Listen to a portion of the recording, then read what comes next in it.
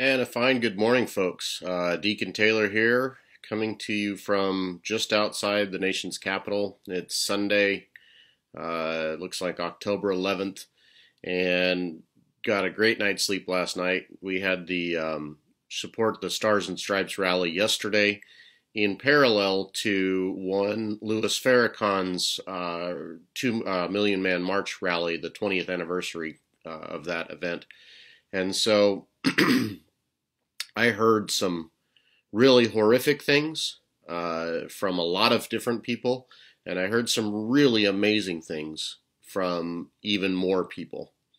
And so I'm reminded this morning, and in reading through the interactions with people online and everything else from last night, that we have this reaction overreaction society that has been built.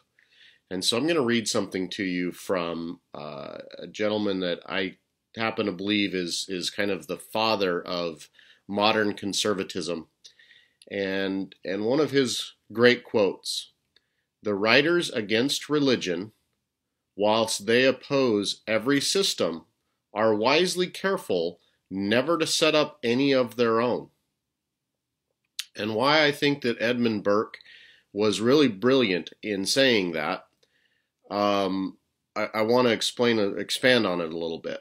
So, in our society today, I heard countless people defamating an entire religion. 1.7, 1.8 billion people on the planet belong to this religion called Islam. And while a lot of people have been following very closely in the news what's going on in Islam, and the news has done a fantastic job of creating this pandemic of fear against anybody who happens to be Muslim, I think that the bigger issue that I want to talk about is why is it such a polarizing extreme? And I'll back it up with some pretty significant information, but I encourage people to do your own research. I don't talk about things unless I have a really solid understanding of what's going on. And so let's talk about it from this perspective. There are 13 major religions on this planet, depending on how you want to divide things up.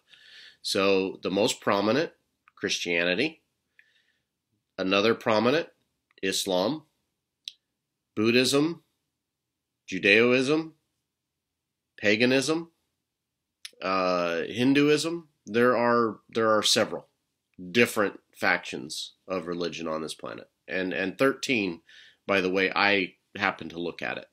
Now, 12 are recognized as religion by most people, and they have their books, whether it be the Torah, the Quran, the Bible, the Book of Mormon, which, by the way, just for the use of you that don't know, my family is predominantly Mormon. And so I probably know a little bit about that religion, just because, frankly, I go to family reunions and I'm told constantly that they're praying for me, because clearly I am not going to a good place because I don't participate in their religion. So that's really the one that kind of sticks in my craw a little bit. And the reason why I have spent so much time studying so many different types of religions, because all of them, in some aspect, tell me that because I don't truly believe in their way, that I am destined to go to a really horrible, horrible place. I've got the Christians telling me if I don't accept Christ as my Savior, that I'm going to burn in hell. I've got on and on. Anyway, you get my point. So while there is this festering between Christianity and Islam, which, by the way, has been going on for some 1400 years, because there was this whole era of society called the Crusades, and there was a whole era where the Islam religion was expanding out into the Christian areas, and there's been this back and forth. And what people don't seem to quite grasp, you can't prove that you're right. There is no way, no earthly way, to prove that your views on your religion are right. So what I try to do is I try to sift through all of the noise of the different religions. And I look for the core truths. And what I have found is every single true prophet that I can find, their teachings or actually interact with currently, they all teach the very same things. Love thy neighbor. Put no idols above God. So if they're all basically teaching the same things, then how can one entire group of religious people tell another entire group of religious people that their way is wrong? And what really drives me nuts is when everybody stereotypes an entire religion and claims that that entire religion teaches and preaches hate.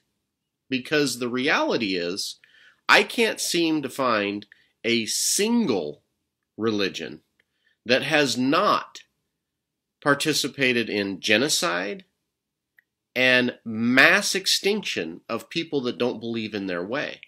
Now, that's not the fault of the religion. Okay? There's a big difference, and this is what people need to really take a hard look at.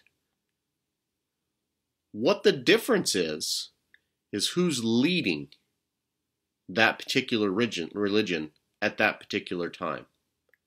So what's happening in the Islamic world, from my perspective? Now, mind you, I may or may not know some people that are living through these conditions.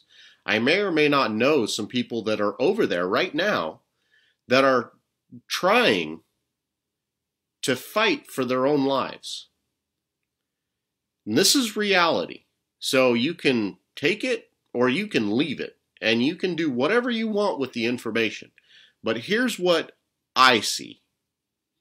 I see an entire region that has been fighting amongst itself for 1400 years.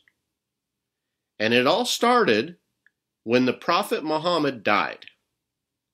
Because at that moment in time, there became two factions. There was the faction that believed that the Muhammad family should be the leadership of the Muslim world. And then there was the faction that believed that the most well-educated Islamic teacher should be the leader of that religion. And that fight has been raging for 1400 years. So I hear people talk about, well, why isn't Saudi Arabia allowing any of the immigrants, the refugees coming out of these war zones into their country? Well, if you don't understand that there's a difference between Shia and Sunni, then you're missing a big part of the picture. And very few people actually understand that dynamic. And then there's several other factions of the Muslim faith. And so, just like in the United States, a couple hundred years ago, we had things like the Salem witch trials. Just like less than 100 years ago, we had the Germans try to eradicate an entire religious entity, not because of their religion, mind you. Those of you that don't understand this, you might want to actually take some notes and go do some real research. The Nazis did not want to eradicate the Jews because of their religion. The Nazis wanted to eradicate the Jewish faith because the Jewish faith were not willing to claim the national identity of German or whatever country they happen to be in. They claimed themselves as Jewish people before any national identity.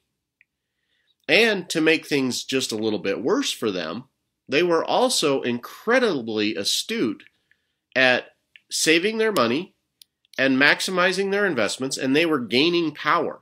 So the Gypsy Jews were threatening the power structures within these countries. And the German Nazis didn't like that. And so they created and invented this way to rally the people behind them of their own country to march all of these folks into concentration camps, and it just escalated dramatically. And yes, Hitler was a crazy, mentally deranged individual, but he was a brilliant propagandist.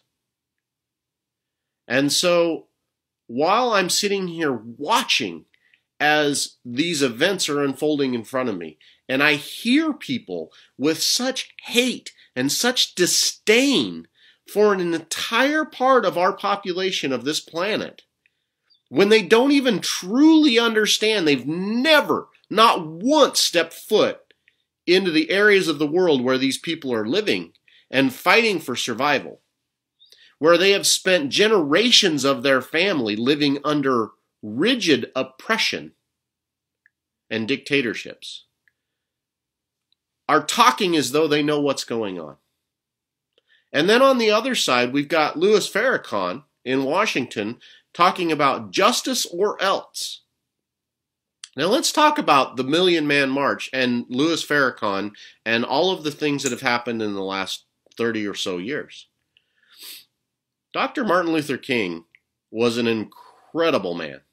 Absolutely amazing. I've read pages upon pages of his work, and I've seen the impacts of what he did. He preached peace. If you look back to the Selma Bridge and different aspects of what he accomplished, there was never a violence to what he was doing. There was never a justice or else mantra. So how did we get here?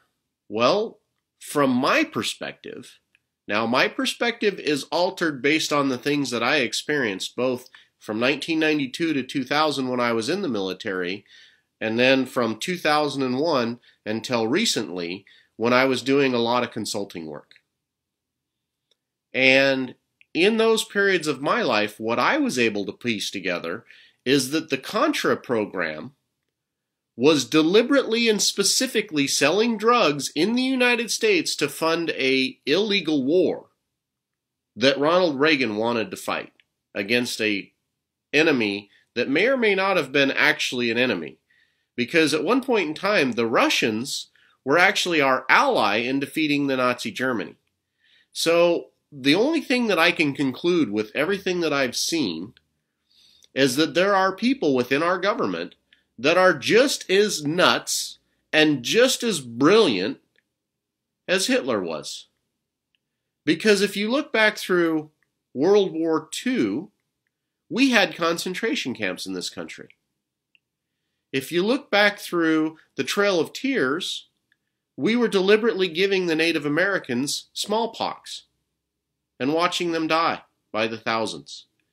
We deliberately had people selling crack cocaine to minority groups, primarily in inner cities, up until about 1980. And then we created a war on drugs program where we started incarcerating all of those people. And now we have all of this stuff happening where people are being told to go out and kill each other on American soil. This seems to me to be a deliberate and specific plan. Now, I'm not saying that there's some secret organization pulling the strings back behind the curtain, because that's just frankly nonsense. What I am saying is there's a group of opportunists that whenever they see a chance to incite hate and violence, they will do so. Because in the auspices of a better world, hate and violence spreads very fast. Very fast. And what better way to encourage more of a police state than to incite hate and violence. So justice or else? No. Not okay. Not okay, Mr. Farrakhan. And for all of you that look like me, that are talking about how other factions of humans are substandard and not worthy, you need to knock it off, because that's only adding fuel to the fire. So that's my plea today. Take a look at your own reality. Do some inventory of your own life and realize we're all 7 point some billion people on this planet. We are all children of the same Creator. And God loves us all. So we either learn to get along on this planet, or we can be eradicated by our Creator. And if you believe in religion, that's a real possibility. But that's not what has to happen. That's our choice. God bless you all. Have a great day out there.